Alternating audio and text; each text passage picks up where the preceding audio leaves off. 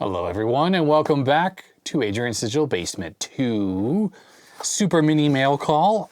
This is a package here from Michael Orange here in Portland, Oregon. Michael has sent in a few packages already.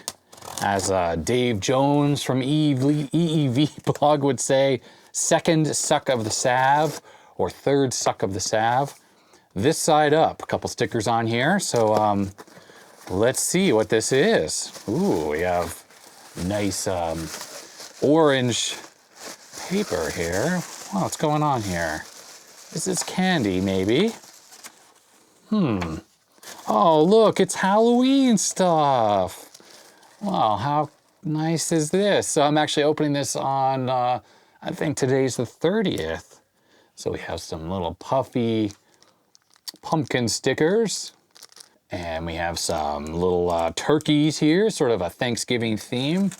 Welcome to the 2021 Holiday Triple Play, Halloween, Thanksgiving, and Christmas, all in one like a compact Presario 425. How adorable. 1. Happy Harry Boo Halloween. Please enjoy many frighteningly scary, individually wrapped, creepy snacks. 2. Happy pre-Thanksgiving. So here in the United States, Thanksgiving is kind of near the end of November. So I don't know if this package is going to air on the channel before then. I will have to make sure I change the order of the videos I was going to put up. A suitable cornucopia, my favorite word to use all the time, could not be found. So a cornucopia will have to do. I wonder if it has to do with candy corn. And number 3 here, an early fall pre-Christmas gift to offset the lateness of last year's 2020 Christmas gift. So in order to make opening this one immediately perfectly acceptable and welcome, here's to wishing you and yours a Merry Christmas Eve. That is awesome. Michael, thank you very much. Really nice. I love the bright Dayglow orange paper there. All right, so here we go. It says number 1 there. So this would be the Halloween candy. Awesome, little Haribo. They always do here in the US. Haribo has kind of a Halloween scary theme candy that happens every year. You know, I wouldn't be surprised if in my big box of candy, there's some stuff from last year. I can't even believe that 2021 is nearly over. I know I have some packages that may not have even been shown on the channel yet that are from 2020. Boy, I am behind on everything. Okay, well anyhow, so I got lots of little scary candies there. Let me just open one of these really quick here. So Vampire Bats gummy candies. Looks like probably little tiny, they're like little tiny gummy bears, but instead of bears, they are little bats. They're actually pretty good too. They kind of have a nice sour taste to them. Now, in case I don't know if I had to talk about this, but in the US here, it's very common on Halloween, which is October 31st, to give out candy to children who come dressed in costumes to your door. I'm not gonna be home for Halloween tomorrow, so I won't be able to do that. But I happen to be going to a party, so I'm gonna bring some of these gummy bears over to that party I'm going tonight, actually, and it is the 30th, like I said. Okay, well in here there is number 2, so that would be a Thanksgiving gift. And there we go, we got some LED lights, and they're little acorns. So a cornucopia, I think that's what he said in the note. That is pretty cool. If anyone, I'm sure I have viewers that watch Big Clive's channel, and he always goes to Poundland or similar in the UK and picks up the holiday theme lights that exist. Oh, these ones appear to be actually, oh, look at that. There's a remote control in here.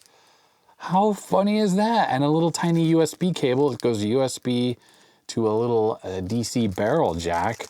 So these must have a rechargeable battery in them. Made in China, of course. All right, well anyways, on here there are various configurations. Steady on, timer, blah, blah, blah. It has a whole bunch of them. And completely off. All right, so I think you've clipped that. Okay, takes batteries, takes 3 batteries. But, let me just close this back up again. We have that little USB cord, which has a little plug here. Somehow this comes out, I assume. There it is. I have a little power bank here, so we'll just plug this in. And we'll plug that in there, just like that. Push the button on here, and there we go. The lights are way too bright, the studio lights, to see that. But I like these lights, actually. These are really cute. Let me unravel this. All right, so it unravels to this, and basically the way this works is it's two very, very thin wires, and then they bond the LED right onto the wires, and they put a little blob of epoxy on it. And in the case of these, they put these little acorns on it. So usually these are warm white color, and the little acorns give it sort of like a little orange glow to it. Now the weird thing is, I don't know if it shows up in the camera, but these do flicker for whatever reason, which is weird because they're being powered by DC right now. But I suppose it has to do with the way it kind of modulates the brightness or whatever they're gonna do. So let's pop the remote out here, see if it's got a battery in it. This thing weighs nothing. Oh, it does work, look at that. So on and off. And then we have all sorts of modes here, flicker and light, combination, fade. So flicker, what does this do? Just sort of makes it come on and off, okay. Okay, I see how this is working. All right, so the reason why it was flickering was because they have installed these LEDs on here with alternating polarity. So every other one is flipped around. So that means when this little controller that's in here sends the voltage down these two wires in one direction, half the LEDs light up, and then if it reverses it, the other half light up. So, and now that I slowed it down to this chasing mode, I press the minus button, you can see here that these two light up at the same time. So there we go. And that these two will light up at the same time, but the alternating time of these other LEDs. So yeah, it's kind of creative, but I guess the problem is when you make them fully bright, just on, what it has to do is alternate very quickly. And I mean, the controller could be alternating like at 5 megahertz or something, and you wouldn't even see it, it would just be solid on. But unfortunately, it does not appear to do that. So that here is full on and full brightness, but I definitely can see the flicker, and I can turn down the brightness here so you can dim them and whatnot. It's still creative, still pretty cool. I like it. I'm curious if I unplug the lights from the power bank and plug it back in.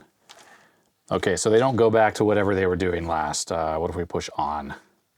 And on just turns them on. So, okay, so there's no memory there. How about let me plug this into this current meter so we can see how much current this is actually drawing. All right, full on. Let's turn them up to max brightness. Okay, I think it's at max brightness, 100 milliamps. That's not terrible, 100 milliamps at 5 volts. This power bank here would run these for quite a long time. And there is a 8-hour, 4-hour, 6-hour, and 2-hour button on here. So you push that like at night and they'll just come on and stay on throughout the night, and they'll shut off in the middle of the night and they won't run down your battery. And with this particular battery pack, which is an Anchor one, what would happen is after being on all night, they would shut off, the power bank would shut off, and the next day when I want to use it, I just have to push the side button to wake up the power bank, push the button on here to turn these on, and these would run all night. And I bet you this pack would last quite a long time at 100 milliamps. That's not very much current for this relatively chunky battery pack. All right, let's just move the lights out of the way here. I'll just leave them on. See what the number 3 gift is in here, the Christmas gift. As I look in the bottom of the box here, there's a bunch more Haribo, including some individually wrapped Happy Colas. Gotta say, I like Happy Colas a lot. Now, I do have to add, because I'm opening candy here, a lot of viewers sent me in a ton of candy, and I really, really have to thank them because I did make the one candy review video on the second channel here, and it was a disaster. Very few views. Worst video I've ever made when it comes to YouTube performance. So, I mean, I know some people enjoyed watching the candy review, but most people did not. So I haven't made any more candy reviews. I mean, I know I talked a little bit about the candy in this video, but ultimately I'm not gonna do candy reviews. So I really, really wanna thank all the viewers who sent in the candy. I did get it, and I have been slowly working my way through it. They'll still appear now and then on the channel. I'll like bring them out for videos and stuff like that. But again, I just wanna thank everyone who sent the candy in. But I do apologize that I didn't talk about it or show it on video. I'll probably make a a little bit of a combo thank you video where I call out everyone by name at some point in the future. But anyways, okay, so anyways, number 3 here. Cool orange gift bag here. It all is themed for the holidays. All right, and it says here, Dora Midi. Dora Midi? What's this? What's this? Aha, a USB host MIDI box. All right, and I know I mentioned this because Michael sent in a USB keyboard that was like a MIDI keyboard, and I thought, oh, I don't have a way to use it with anything because it didn't have MIDI in and out. So what is this box exactly? Let's see here. All right, so the Dora MIDI or Dory MIDI USB MIDI host. So we have MIDI out, MIDI in, USB host. So wait a second. Okay, and there's a regular USB there too. So that's power in. Okay, so that's the power host. Okay, so would this take something like the USB MIDI keyboard? It's like a MIDI keyboard that doesn't actually have MIDI ports on it and convert that to a regular MIDI in and out? Because if so, that is pretty useful. And that's because, like I said, that keyboard, I had no way to use it. And I have a sound canvas that my friend Dave gave me, and I actually haven't really shown that on the channel. It does work, and I have some MPU401 stuff, and I just haven't gotten around to testing that out with the sound canvas. Okay, so it says here that this device is designed to connect MIDI devices with a MIDI 5-pin interface and MIDI devices with a USB interface. The UMH10 has a standard MIDI input interface, a MIDI output interface, and a full-speed standard USB MIDI host interface. It has 16 channels of standard MIDI and can communicate with all the standard stuff. Right, so that's definitely what this does. So that keyboard would plug in here to the USB host port, and then the MIDI out would go to something like the sound canvas and allow it to actually make sound. I have to admit, I didn't know that something like this existed. Now that means that this thing's got to have some kind of a microcontroller or even a Raspberry Pi in here. Let's actually just open this up. Why don't we do that? Okay, I grabbed Phillips here, but that is some kind of a security screw. Rude. No problem. Luckily, I have a donation here. I'm sorry, I forgot the viewer's name, but they sent me this iFixit kit here, and this is definitely, I'm sure, gonna have the appropriate security bit that I need. They look like Torx, but they have that little center pin on them. There it is, right there. It's a T3. So a T3 Torx security bit. Warranty will be voided. There's actually a sticker on there. Let's just get the cover off here. Oh well, sorry, company in China. We're voiding the warranty. Well, there is the entire thing. There is nothing to this, nothing at all. Now the board is really jammed in here. Oh, I can actually slide it out. It's a bit hard to get out, but I can get that out of here.